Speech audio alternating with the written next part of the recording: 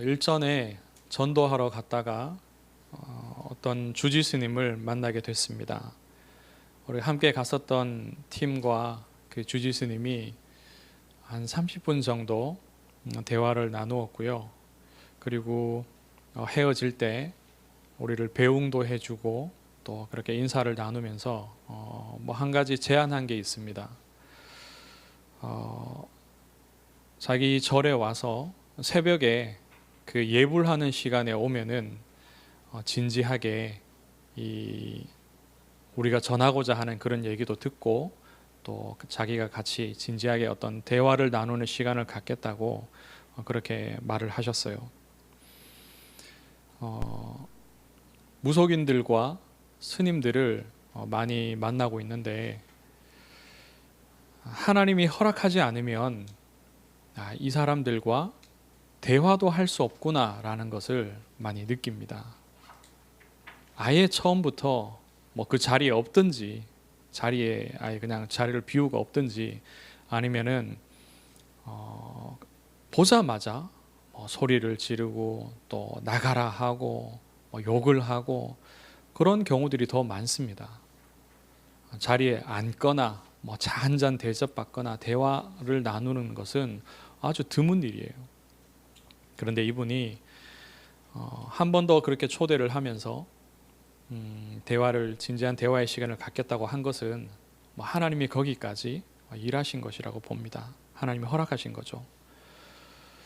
이 스님이 마음이 갈급하여서 우리와 얘기를 더 나누기를 원하시는 건지 아니면 어떤 종교적인 논쟁을 본인이 하려고 하는 것인지는 잘 모르겠습니다. 어떤 마음인지는 아직은.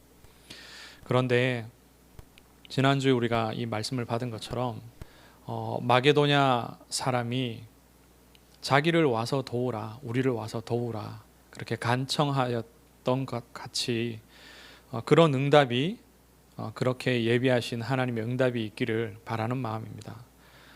이번 주에 하루 새벽에 그 절에 우리가 가기로 했습니다.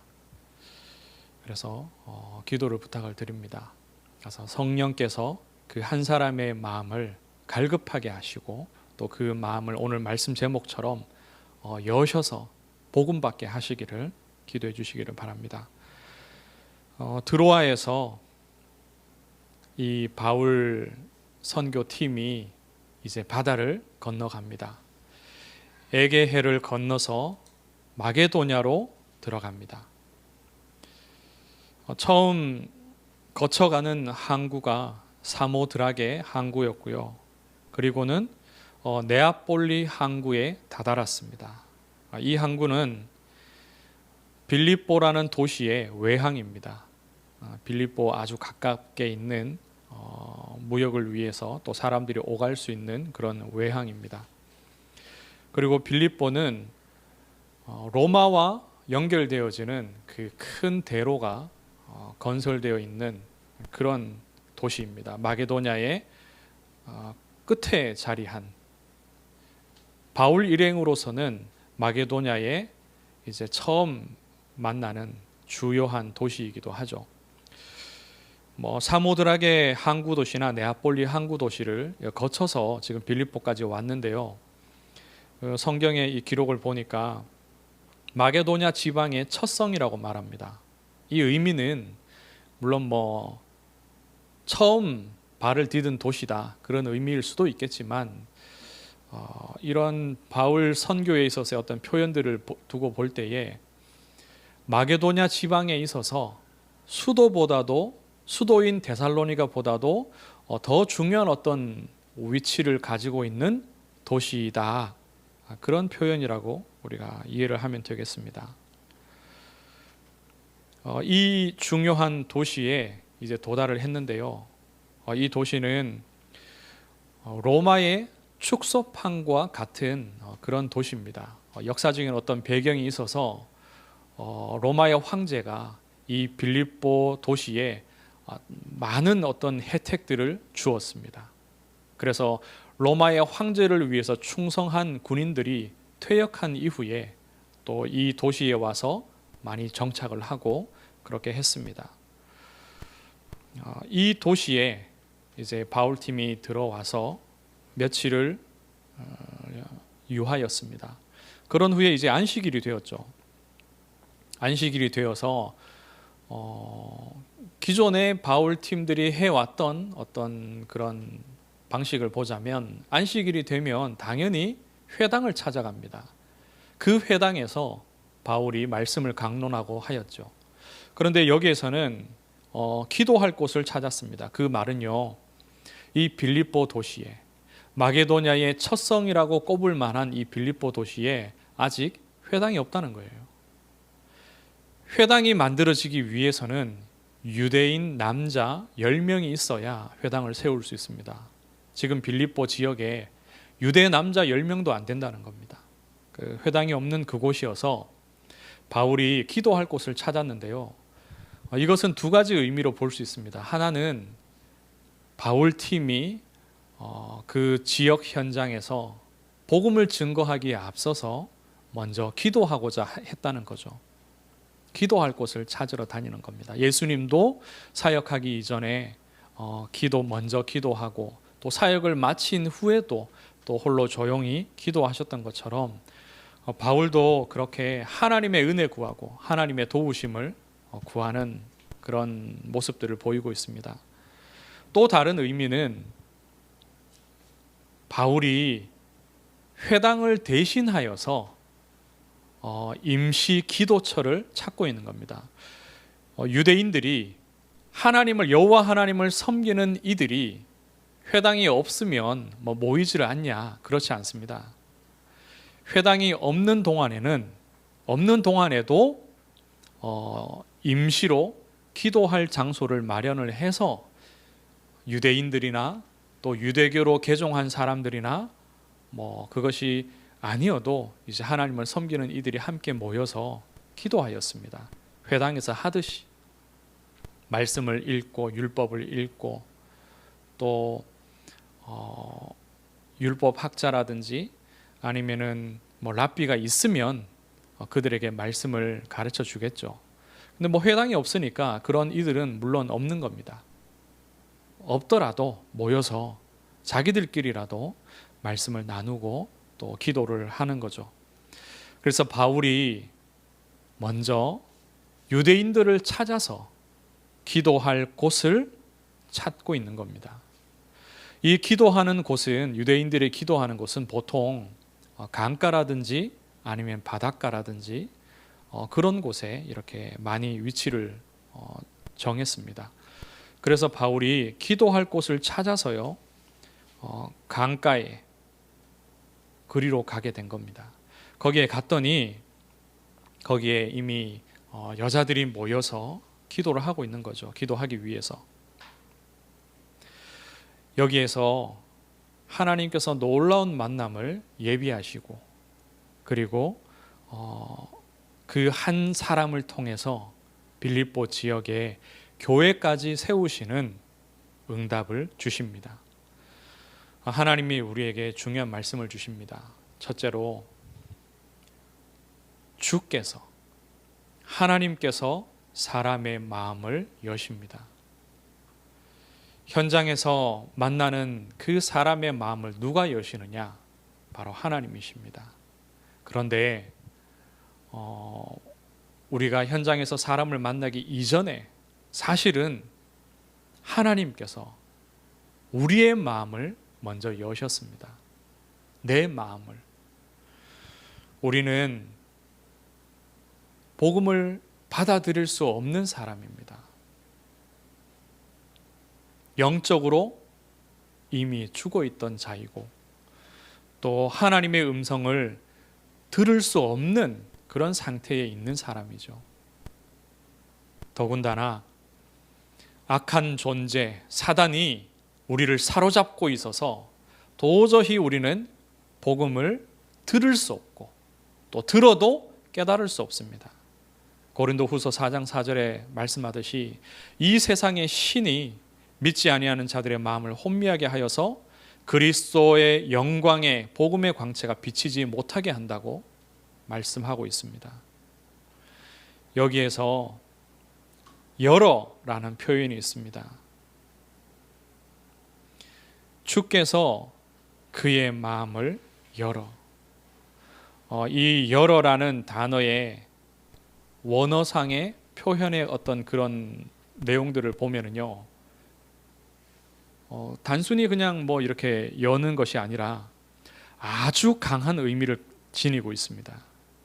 활짝 열어서 젖힌다는 그런 의미가 이 단어에 담겨 있습니다. 뭐 아니면 말고식의 그런 정도의 의미가 아니라요, 하나님께서 강하게 역사하셔서 이 루디아의 마음을 활짝 열어서 젖힌 겁니다. 복음을 들을 수밖에 없도록 그러한 마음의 상태를 준비하시고, 복음을 들을 때에 그 복음에 향하여서 강하게 반응하도록 하나님이 역사하신 겁니다. 하나님이 우리의 마음을 여신 것도 이와 같은 역사입니다. 하나님의 역사입니다.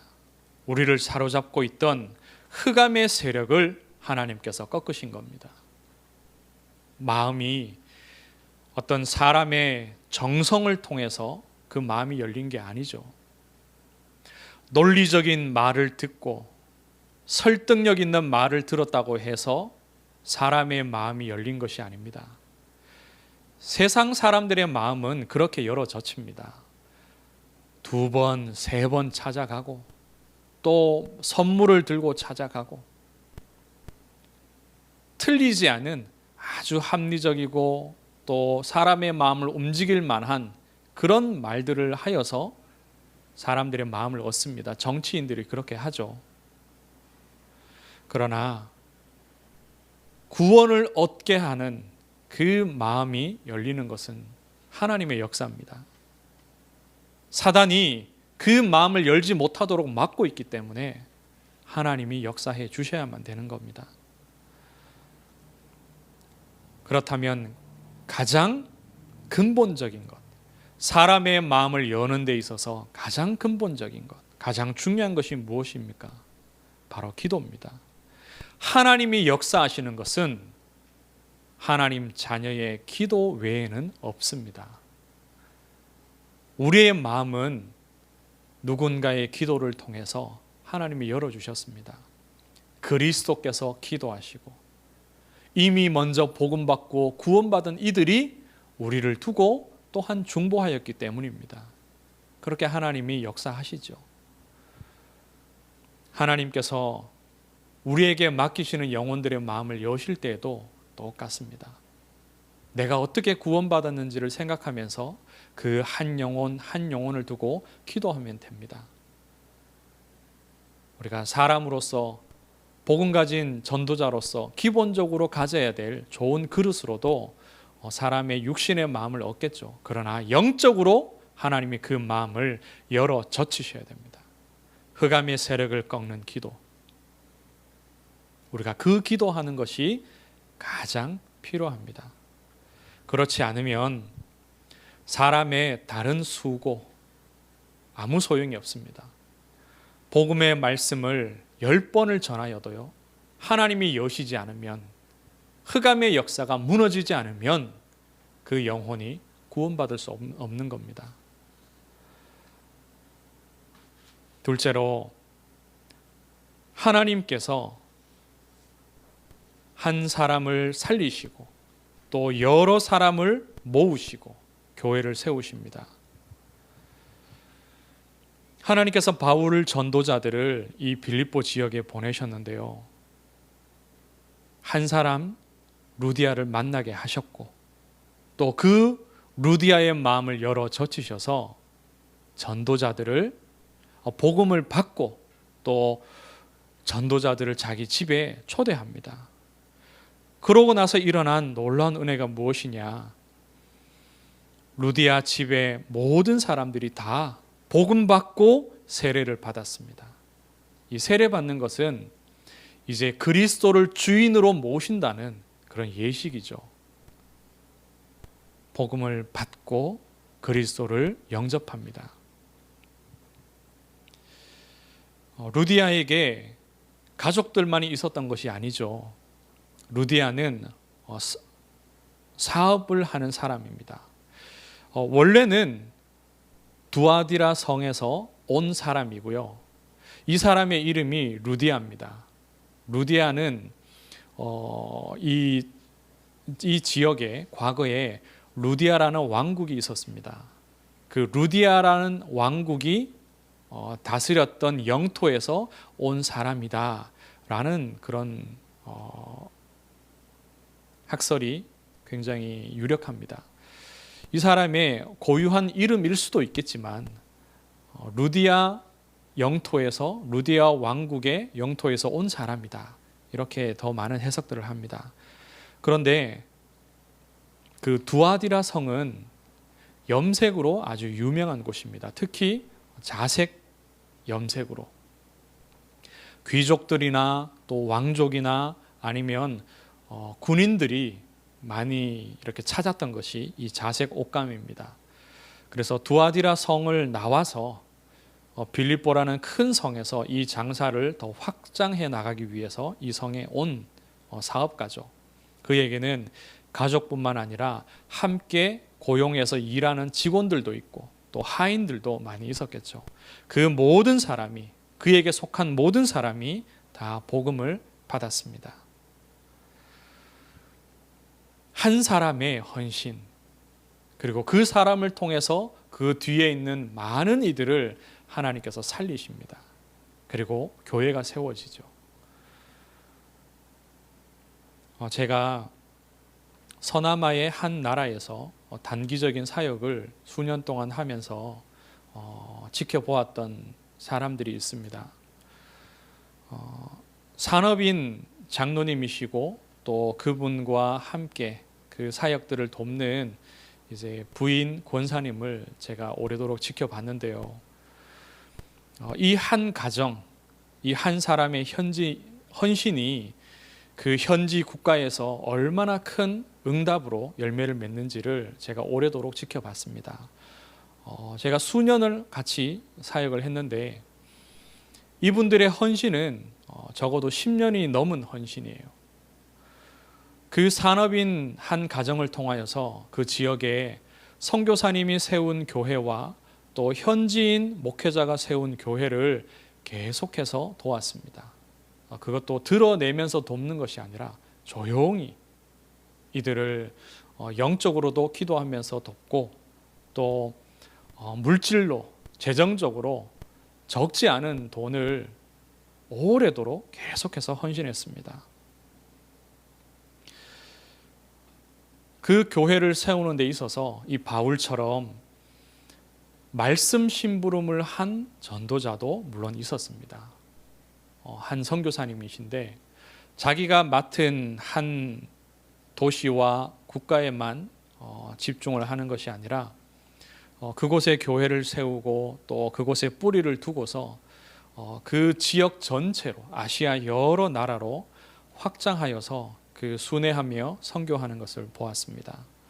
그분이 이 지역에 들어와서 오랫동안 말씀 심부름을 하고 또 전도자들을 세워내고 또 이들을 돕는 이 산업인 가정이 있어서 두 교회를 계속해서 도왔습니다. 그랬더니 그 나라의 여러 곳에, 교회 하나가 아니라요, 여러 곳에 계속해서 교회가 세워지는 것을 제가 보았습니다. 한 나라를 복음화해 나가는 역사가 일어났고 거기에서 그치지 않고요, 그 한 나라를 기점으로 해서 또 무슬림 여러 국가들을 향해서 기도하고 전도자들을 준비하고 있습니다. 하나님께서 우리 지역에도 같은 일을 하실 줄 믿습니다. 우리 교회가 이곳에 이렇게 세워진 것도 또 한 사람, 한 가정에 루디아 같은 이와 같은 헌신이 있었기 때문입니다. 처음 저의 계획은 이 지역에 가정에서부터 그냥 예배하면서 또 형태는 그냥 가정이지만 보이지 않게 이제 하나님이 세우신 교회라는 마음을 갖고서 계속 이렇게 예배를 드리고 또 전도 사역을 할 계획이었습니다. 그런데 하나님께서 루디아 같은 한 사람을 준비하시고 또 기도하고 또 재정을 내어놓고 그렇게 헌신하는 한 사람을 통해서 이 예배할 공간들을 얻게 하신 겁니다. 하나님께서 이 현장에, 이 도시에도 루디아 같은 이와 같은 복음 받을 자와 또 복음을 받고 교회를 이루어 나갈 많은 성도들을 하나님께서 준비하신 줄로 믿습니다. 말씀을 정리합니다. 하나님께서 나의 마음을 여신 것처럼 도저히 열리지 않는 영적으로 죽은 나의 마음, 그리고 사단이 장악하고 있어서 하나님의 역사가 아니면은 열리지 않는 그 마음을 하나님이 열어주셨습니다. 아무도 사람의 능력으로는 열 수 없는 그 마음을 하나님께서 열어주셨습니다. 그리고 나와 같은 사람들을 이 지역에 준비하셨습니다. 하나님께서 모으시고 세우실 것입니다.